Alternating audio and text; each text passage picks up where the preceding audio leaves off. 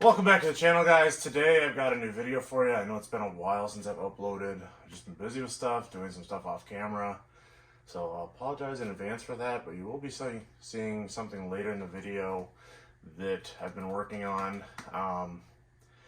Reason I didn't film the other stuff that I've been doing, it's a lot of boring stuff. You can see I put like BC coilovers on this thing, which there's a million videos of E36s out there with coilover install videos, and they're all basically the same.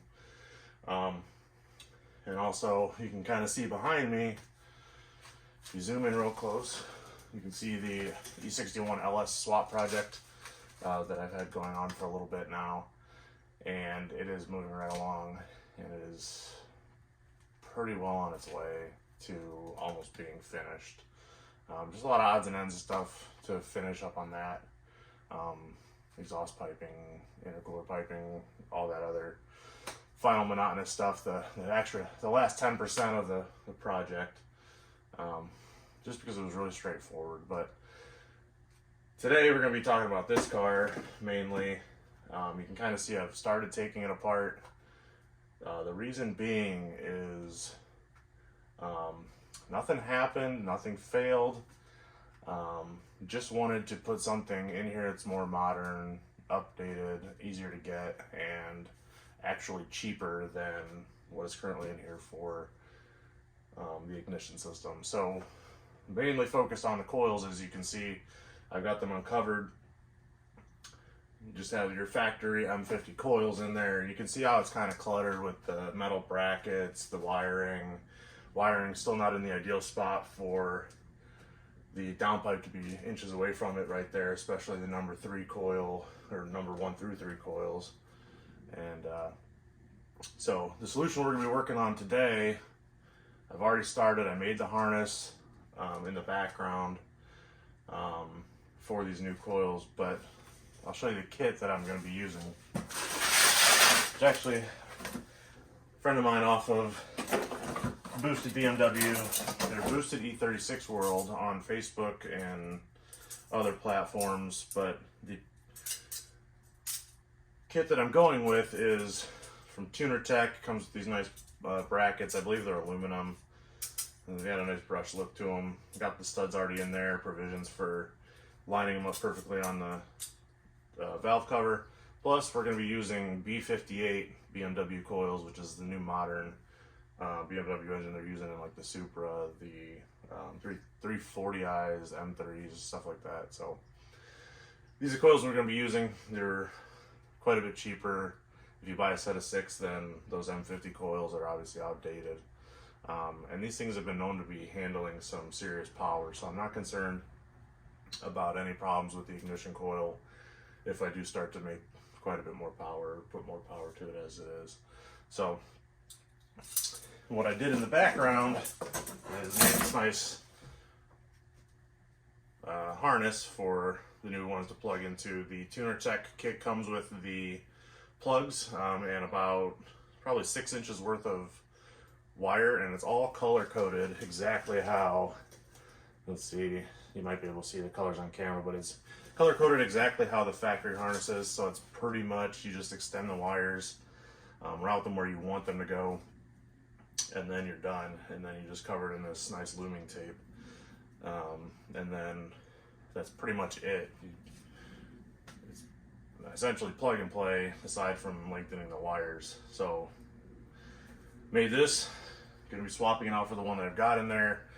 Did the same process basically as the harness for this. If you look back in my old videos, I've got one doing the harness for those, and this is the same process, just done a little more cleanly than that one was. That one was the first attempt at doing anything of that nature, so this one's a lot cleaner in comparison. But I'm gonna go ahead and start removing all that and start installing the new stuff, and then I will start it up, make sure everything works, and then we'll go from there. So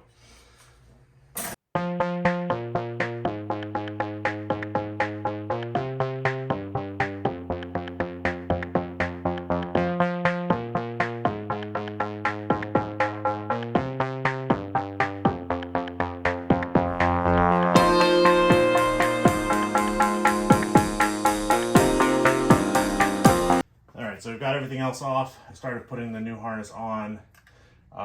Make sure to retain, I'll show you on the old harness. There is a ground as part of the harness right here that has a resistor that I've got inside the looming here. That needs to be maintained with that resistor that's in there. So if you're gonna take on something yourself like this, make sure you leave that resistor in there because it's absolutely necessary. But, so got it grounded to the stud in the very back here. And since this harness is not the harness, but the bracket is a 2-piece bracket, I'm still going to be utilizing this front grounding point there as well to ground out these brackets. So that way, yes, there's the ground on those, but there's also going to be the ground to the valve cover itself. But you can never have too many grounds. So I'm going to maintain that one and then start putting all the brackets in and everything. So I'll put you on time lapse again. We'll do that again. I'll explain things as we go.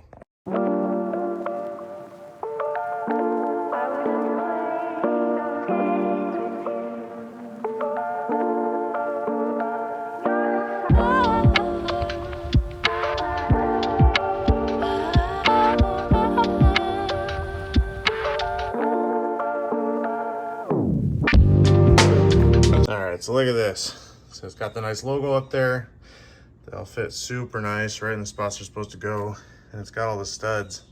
So you can just drop your coils in. And you only got one nut to undo for all of them. So I got my grounds in. I had to notch that bracket just a little bit so that ground would fit there.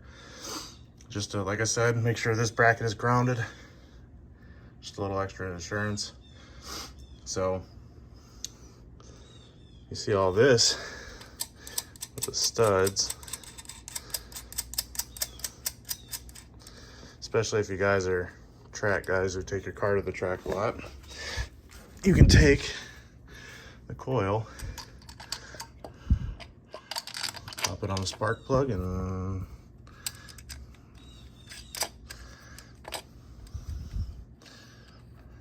tighten it down, and that's it, it's in. And then you just plug it up. So a lot cleaner. I'll show you again once it's all plugged in, but easier to remove these with that one nut. Like I said, if you're at the track or need to swap it quick for any reason, a lot more accessible than the factory setup. It's got 2 nuts. Might have those plates on there like I had just to tie them together. But this is just much cleaner, much easier to do, and you get more modern technology in your car. So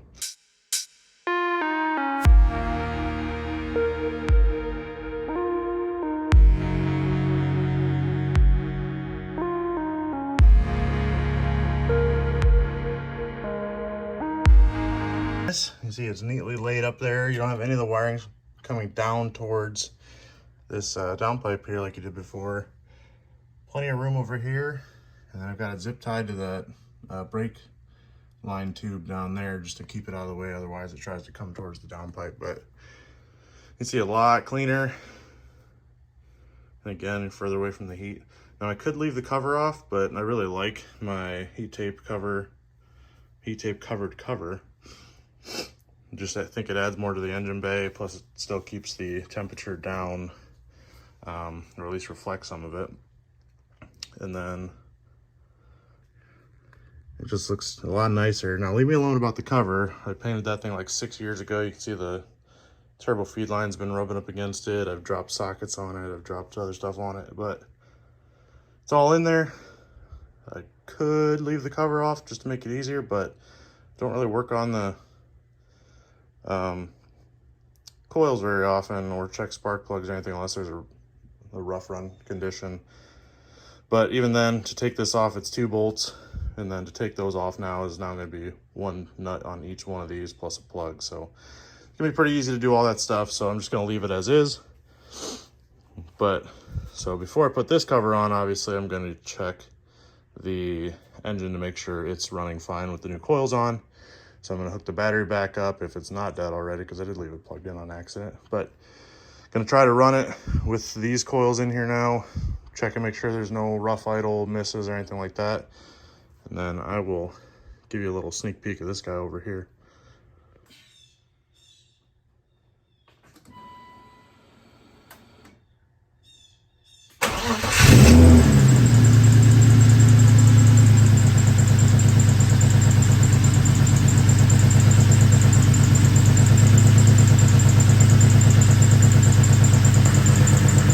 so I'm gonna let this idle for a little bit, warm it up, get it at the temperature, make sure there's still nothing going wrong there. But this is just the stock dwell values and anything that would come in this. Going from those coils to these coils, you can tell it's running fine. Won't know anything else. I don't think there'll be any issues since it's running so well right now. And all the other people I talked to that have done the B58 coil swap haven't had any issues either, as far as I know. So again, great upgrade for these cars. Direct swap, as you can see, and you get a little bit of modern technology and a little bit more cheapness and ease of changing those out. So, all right, as you can see, it's all buttoned up again. Ran perfectly, idled perfectly. There's still a stumble I've got to check or have the tuner check or try to diagnose. But otherwise, it idles fine, revs fine, everything else so far. But it's all back together. It's looking pretty good. But I was going to show you that in this video, but I think I'm going to make a separate video for that, just so it's not tagged onto the tail of this one. So, all right, so that's it for this video. If you liked the video, comment, subscribe, like it. There'll be more videos coming out. Like I said, for the LS wagon. Also for this, I'm going to start on the interior and possibly start doing a fuel system on this. I did have a leak, and I think that's just due to the age of the lines. One of the clamps let go. I had to put another clamp on it. It's not leaking now, but the inside lining of the line was starting to crack. So, well, probably not starting to crack. It's probably been cracking, but probably work on that, get some bigger fuel system in it, or just replace the lines for the time being. But that's it for now, and we'll see you next time.